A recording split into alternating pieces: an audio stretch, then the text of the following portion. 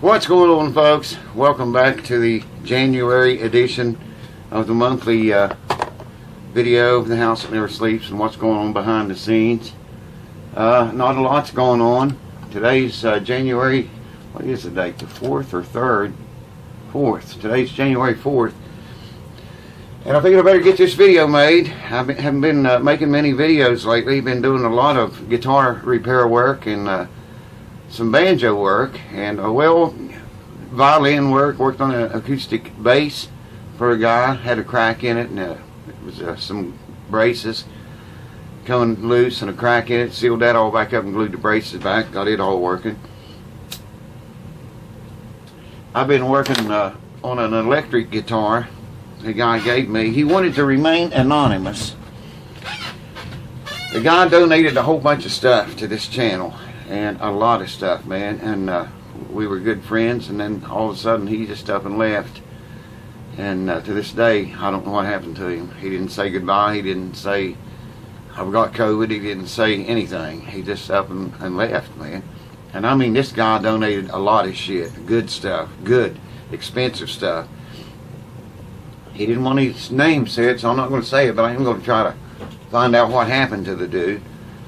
I found a phone number that might tell me something. Anyways, went and got the booster shot the other day. Me and my wife did. We took our first dose of Moderna in May, and the second dose in June the 28th, I think, was the second dose. And they say you're set for 6 months. So in December was our 6 months out after the 2 doses. Neither one of us got sick, didn't have any problems whatsoever, anything. Went, I think it was the 28th of December, and got our booster shot. Her and me both did, and her mom. And we were sick as hell, man. I mean, it hit us. They say the booster is like half of the dose you take the first time. That's what I've always been told, and I read that. Half of the dose you take the first and second time. The booster is only half of that. Well, I don't know, man. Something was sure different. My wife and me both was sick as hell the next day. We got that booster on the 28th and the 29th, and even the 30th, 2 days after getting the booster. We were both kind of sick, you know. It's okay, Lily. Lay down there, baby. Yeah, hold on. It was totally different from getting the first 2 shots. Totally different. The booster was totally different. It's the same Moderna, they said, but they're supposed to really be protected now from the COVID thing. I don't know. They say you're more protected after the booster than you are after, when you first take the first 2 doses. I'm talking about Moderna here, and I don't know about anything else. I do know J&J's totally different. Pfizer is a lot like Moderna. You're not as much protected from what I understand. But I don't know, man. They don't have enough data really to know themselves, you know what I mean? Anyways, got a surprise coming for you guys, man. And you're going to learn about it first right here, because you pay it for this tier to see what's going on behind the scenes. A while back, you know, I lost my mom. And it's been hell, man, trying to deal with that. I told my wife, I said, I need something to put my mind into, to occupy my mind. And she said, well, she remembered how I used to play the banjo all the time, all the freaking time, man. As much as 18 hours per day. She said, you ought to get back into the banjo. That seemed like it occupied your time really well. And I'd been hearing about these gloves with the fingertips cut out. So I ordered a set. I thought, try it, man. People with focal dystonia say it changed their lives. So I ordered a pair of them. I just got one on here now, but I've got a pair. Actually, I bought 3 pair. By the way, my wife's mom, who also got the booster shot, she didn't get as sick as me and my wife did. She's 92 years old, 91 years old. She didn't get as sick as me and my wife did. She said she felt funky for a couple of days. But we were sick, man. We didn't just feel funky, we were sick. Anyway, on with the news. I ordered 3 sets of these gloves. 3 pairs of them. Okay? My wife said, you gotta maybe think about the banjo. That seemed to always occupy your mind quite well. I said, you know, that's a good idea, and I'd heard about these gloves, so I ordered them. Got my banjo out one day, and that first day was fumbly, man. I could, even with the gloves on, I couldn't hardly play a note on it, you know. But I knew it was going to be that way. I mean, I'm still 33 years lacking in practice. I'm 33 years behind in practice. I haven't played it for 33 years. I'd pick it up once in a while and just screw with it a little bit, put it back in the case, and it'd be another 5, 10, 15 years before I got it out again. Wasn't very many times I got it out. Couldn't play. My hands were screwed up. I could not play. And you know, I started losing my ability on the banjo years ago, 33 or more years ago. They didn't even know what focal dystonia was back then. They didn't know it even existed, and you know, I had no way of knowing it. But I knew something was wrong with my hands because, like I say, I'd play 8, 10, 12, 15, 18 hours every single day, man. That's all I did was play the banjo. I got really good at it, and then I started getting worse at it. And it didn't seem to matter how much I practiced, how long. Things that were easy for me to do on the banjo before got hard to do. And, you know, I didn't know what was wrong. I didn't know. Now I've got rheumatoid arthritis and focal dystonia, and they know about all this stuff now. Anyways, the gloves, from what I can tell, it just very slightly changes the resistance of when you open your hand. Look how steady that is. Look how steady, man. It changes the resistance of when you open your hand or close it. Right there is not, you know, not using it at all. Before I could do that right there, and I'd shake so fucking bad. Or even start to open it a little bit, and it just shakes so bad, man. That difference in resistance, ever so slight difference in resistance, makes all the difference in the world. It's unfreaking believable. I can't believe it. I got these gloves, got the banjo out the first day. It was in December. It was about the first week or second week, about middle of December, and I was rusty, man. I mean, I could hardly play anything at all. And it's a bitch. When you know the banjo neck the way I know it, and you've played it for 30 plus years, and you know all those notes and chromatic and melodic scales and melodic versions of old fiddle tunes and stuff, you can't play them. You know them in your head, but you can't get your hands to work. And it's just so depressed. It changed my life, man. Well, I think these are going to change my life yet again. Only for the better this time. Hopefully it'll be for the better. So I got the banjo out like mid-December. Started screwing with it every day. Just, you know, half an hour. And within the first 4 or 5 days, I could tell these are going to make a huge difference, man. Eventually I'll have videos and stuff up. My grandson took up playing the banjo a few months ago. And I gave him a banjo, and I couldn't believe how good he is already. I mean, just no longer, and he's been messing with it. He put on his Christmas list last year, a year ago, not this past Christmas, the one before that. One of the things he wanted was a banjo and to take lessons from his pap. And I couldn't give him, I gave him the banjo, I couldn't show him anything because I absolutely could not. When I picked the banjo up, my hands just drawled up like that. I couldn't do anything. I couldn't show him anything. I tried to tell him a few things, you know, but I couldn't actually show him anything. And I told him this year at Christmas time, I said, maybe about February you're going to have one more Christmas present coming that was on your list a year ago that I couldn't give you then. I think maybe I'm going to be able to give it to you now. I'm going to take this off. But makes all the difference in the world from what I can tell. I'm getting to where I can actually play again. And I won't say better than I could before I quit yet. Who knows, maybe that'll happen eventually. But at least I'm getting back to the point where I can play again, you know. And I have missed that, man.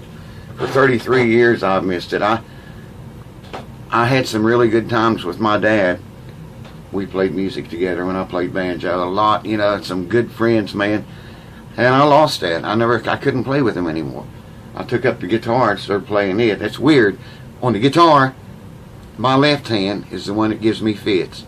Getting chords, it just wants to squeeze so tight, man. You know, I can play, but I haven't tried the gloves on that yet. On the banjo, it's the right hand. It's getting those 3 fingers to work right. It's weird. It's just weird, you know.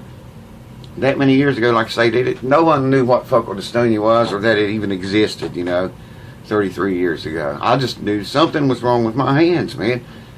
They hurt, they drawed up, and you know, really tight, and they shake like a son of a bitch. You've seen, I've made videos, showed you guys how I shake, still do. With that glove off, you can see. That's so weird, man. Yeah, if I apply a little bit of muscle, opening my hand or closing it, that's what happens. And you just saw how stable it was with that glove on. All it does is just change the resistance a little bit, either direction, when you close your hand or when you open it. What's the matter, cue ball? Bev's coming. She'll be right back. She went to the store. That's why I keep looking out the window for her. I have to go help her carry in groceries when she gets back. Anyway, thought I'd make you guys this quick video and fill you in on that. There'll be videos coming on that on YouTube publicly, if I can say it, as soon as I can get, you know, where I can play a little bit better. Well, actually a lot better. Like I say, the gloves work, but I'm still 33 years behind in practicing, you know, and you're not going to make that up in a month, man. Like I told my grandson, I said, it'll be February or March, or, you know, before I can give you, I didn't tell him what gift it was. I want to surprise him and send him a video of me just playing, you know. See, now I can show you stuff on the banjo that you wanted a year ago on your Christmas list. Hopefully that's the way it works out. That's my plan. That's the plan anyway. So I hope you guys had a wonderful Christmas time and a happy New Year. Hope 2022 is good to you and your family and all of you that watch this video. Thank you for your support here on Patreon. That means a lot. I know, man, I've been slacking a lot. I've been slacking on YouTube big time. YouTube, look at my bigger channel. Look at it, man. I put a video up there Sunday. Today's Tuesday. I think it was Sunday I put a video up. That would have been the 2nd, I think, of January. And I don't know, in 24 hours or something, it had like 4 comments on it. I think the last time I looked, it had 6 comments. That's all. And it had, I believe, 284 views on that video. I mean, what the hell is YouTube doing, man, to kill that channel? I don't know. But I know they're killing it dead. I put one video up on there a while back, and I put the same video on my new channel, the little one. And the little one had just about twice as many views and way more comments than the big channel had. I mean, I think I have like 56,000 subscribers on the bigger channel. They must have all died or something. I don't know. Or YouTube's not notifying them. I don't know what the hell's going on. I just know YouTube is killing it dead as 4 o'clock, man. The little one's doing okay, I guess, for a little channel. That's what it is. It's little, but it's doing, you know, it's doing way better than the big one, but the big one still gets more traffic than the little one because it's bigger. But it ain't getting no 56,000 subscribers worth of traffic. I don't know. I'm going to get back into this thing. It's been tough getting over losing my mom, and y'all know about my wife got sick. Ever since September, whenever she first got sick, and man, the dominoes started to fall then, and they continue to fall up into December. So now, like I say, it's January the 4th. Maybe things will I don't even know the word, man. I'm so friggin' tired of all this shit that's been going on. Just like I said, it's like dominoes falling, man. Just non-stop until they are all down, you know. And they're pretty much all down right now. I mean, man.